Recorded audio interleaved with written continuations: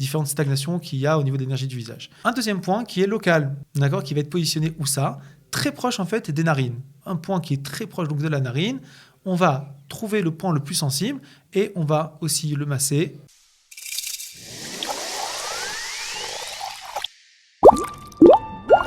Si vous souffrez de sinusite, eh bien restez avec nous parce que vous le savez, Hillel Waknin n'a pas son pareil pour nous expliquer de quoi nous souffrons et surtout pour nous donner des trucs pour nous soigner nous-mêmes. Hillel Waknin, bonjour, bienvenue. Bonjour Cathy.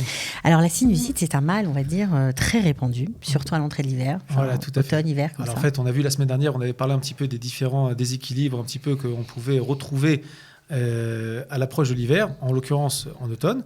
Et effectivement, une des pathologies assez connues, c'est la sinusite. Après, il y a toute forme de sinusite, chronique aiguë, on va en parler un petit peu. Alors, c'est quoi la sinusite ? Alors déjà, il faut comprendre déjà ce que c'est que les sinus. D'accord ? Il s'agit de petites cavités en réalité qui sont formées à travers les os du crâne et du visage.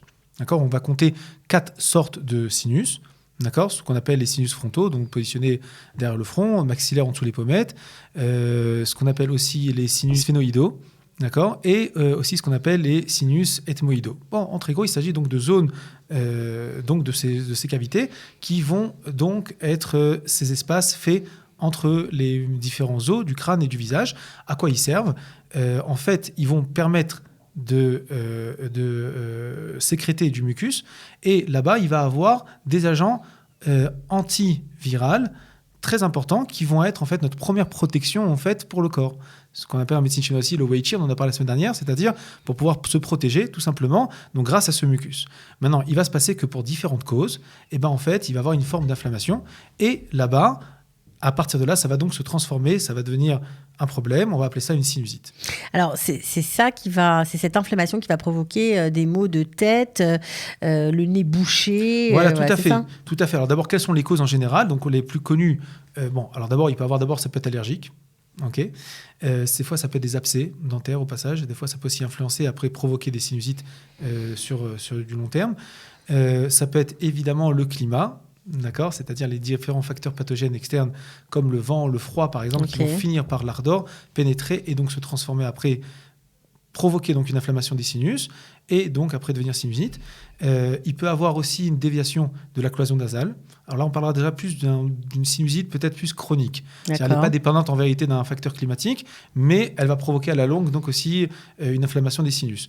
Et enfin, ça peut être aussi des fois des polypes nasaux qui peuvent aussi provoquer donc une sinusite. Alors les symptômes, j'en ai évoqué quelques-uns. Voilà, on en a plein. Les plus connus, on va dire, c'est une congestion d'abord. Donc on va se sentir congestionné au niveau du visage, au niveau du nez, surtout au niveau des pommettes, très souvent. On a mal aux yeux, derrière les yeux ça aussi. peut être aussi derrière les yeux, une forme aussi de pesanteur, aussi par moment une sorte de lourdeur aussi. Ça peut s'accompagner de maux de tête. D'accord. Et puis évidemment que si là maintenant, ça devient, c'est déjà à cause d'un amas de bactéries, ça va aussi se transformer par la suite. Ça peut provoquer aussi de la toux, éternuement, fièvre, etc., etc. Donc ça peut aller, ça peut être vraiment un désagrément. Voilà, de c'est un désagrément qui peut devenir tout à fait. Après, ça va s'accompagner de la chappaate, donc de la grippe par exemple. Dans l'espace de la grippe, il peut avoir aussi donc la sinusite. Bon, alors maintenant qu'on a fait le tour de la question, globalement évidemment, de la question sinusite, quels sont les conseils d'Hillel ? Voilà, alors il y a beaucoup de conseils. Bien sûr, on attend. Alors d'abord, on va parler des petits réflexes, d'accord, intéressants. Par exemple, lorsqu'on va se moucher. Alors, lorsqu'on se mouche, pour des raisons en vérité de technique, on va dire de mécanique, pour faire en sorte que les différentes bactéries que justement donc on a envie de nettoyer ne reviennent pas en fait sur les zones problématiques, on va se moucher narine après l'autre. C'est-à-dire qu'on va... Alors, c'est encore une fois pour des questions mécaniques. Donc on va se moucher ? Voilà, on va se moucher, oui. Mais lorsqu'on va se moucher, on va bien fermer une des narines et donc vider la deuxième. Et après, on fera le même travail pour la deuxième narine. D'accord ? C'est-à-dire pas de le faire en même temps. En le faire en même temps, en fait, cette action-là risque de ramener en fait des bactéries à leur place. Et donc à ce moment-là, c'est problématique. Ça, c'est une première chose.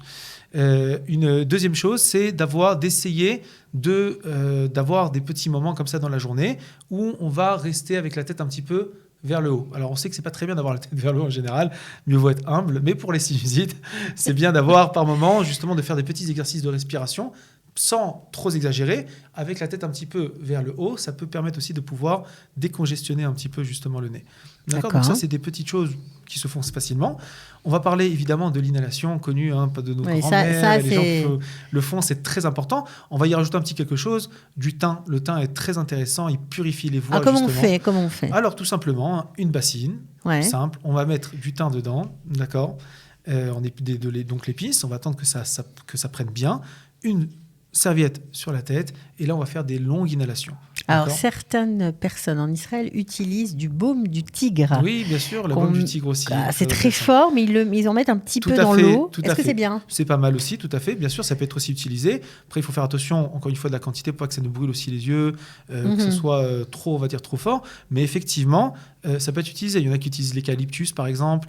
Il y en a qui utilisent les huiles essentielles de thé. Aussi de thé, vraiment, donc l'arbre de thé. Shemen Etzate, voilà, en hébreu. Tout à fait, c'est Shemen Etzate, exactement. C'est très intéressant. Il y en a même qui cumulent un petit peu tout pour essayer de pouvoir dégager. Ça peut se faire aussi, il n'y a aucun problème. L'idée, évidemment, c'est que ça se fasse de façon agréable non plus, pas que ça pique et que ça devienne insupportable. Donc le moins cher et le plus facile, c'est tellement simple. Voilà. Du thym, pardon. Maintenant, attention, voilà, ce qu'on peut faire, c'est qu'on voit que ça commence un petit peu à congestionner, ne pas attendre de la sinusite vraiment aiguë et qui fait mal. On peut déjà commencer à faire donc des petites inhalations pour pouvoir dégager donc les voies respiratoires. Ok. D'accord. On va donner une petite formule qu'on peut faire à la maison, extrêmement simple. D'accord. Mon petit remède de grand-mère. Voilà, le petit que remède j'adore. de grand-mère. Mais voilà. Ce qu'on va faire, c'est qu'on va prendre une cuillère de gros sel. On va prendre des feuilles de thé vert. On va les faire cuire ensemble. D'accord, à peu près pendant quelques minutes. Avec de l'eau. Avec de l'eau, évidemment. On va laisser refroidir. On va le mettre dans une petite bouteille. Et puis après, ce qu'on va faire, c'est qu'on va mettre 3 gouttes dans chaque narine. D'accord, en laissant bien s'intégrer à l'intérieur, la tête ça bien en marche. arrière. Le thé et le gros sel. Tout à fait. Incroyable. Ouais, voilà, c'est simple, c'est facile à faire, hein, c'est pour la maison. Et alors, il y a encore plein d'autres choses. Mais on va dire, voilà, tout le monde a du sel a priori.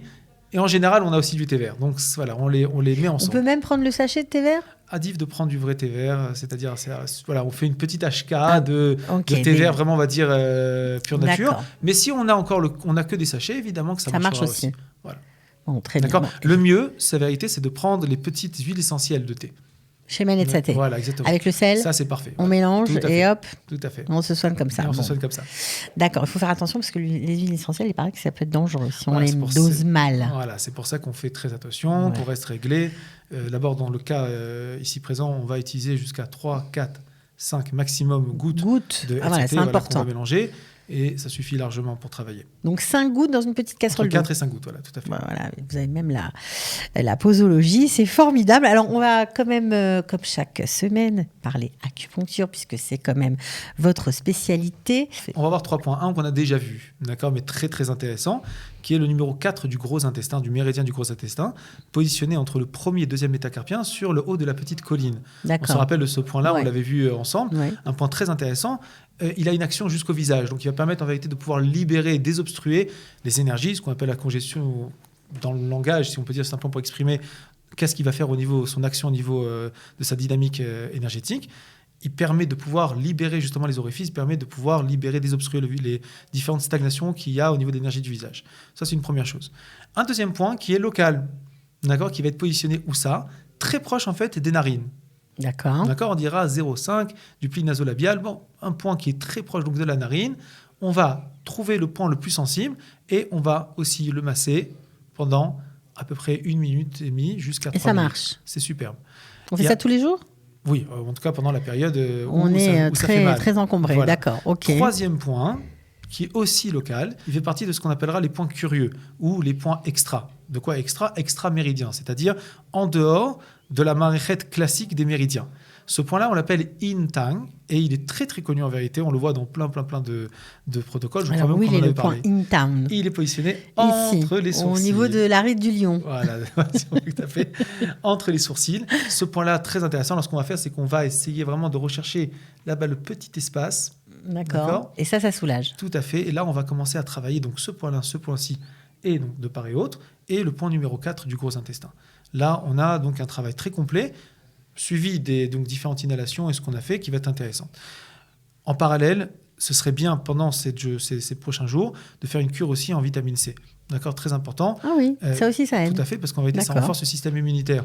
Donc ça va permettre tout simplement au système immunitaire de pouvoir se battre un petit peu avec les différents facteurs pathogènes et pouvoir donc à ce moment-là libérer et nettoyer. On dira aussi, pour différentes raisons, différentes études, le Cosbourg peut être très intéressant d'en prendre particulièrement pendant la période où une personne est atteinte de sinusite. Alors, ce qu'on appelle le persil arabe en français, voilà, Cosbora en hébreu, bref, ça a plusieurs noms. Tout à fait. On le consomme, on le mange, on le boit, on fait quoi? D'abord, on peut le boire dans d'autres situations, par exemple pour une détox, pour nettoyer le corps. D'accord. C'est qu'il est plein de chlorophylle, c'est très intéressant pour plein de choses, pour désintoxiquer les toxines du corps, c'est une chose. Là, il serait intéressant pour avoir une action en vérité pour pouvoir purifier aussi, mais on le mangera à ce moment-là, c'est-à-dire tout simplement le mettre dans nos plats tous les jours, mettre du Cosbora. Bon, ben voilà, bon, c'est tout. En tout cas, voilà, oui, comme on veut. Pour lutter contre la sinusite, eh bien, merci, Hillel, d'avoir éclairé nos lanternes sur ce sujet. Avec très grand plaisir. On se retrouve avec beaucoup de plaisir la semaine prochaine pour un autre thème. Les autres chaînes.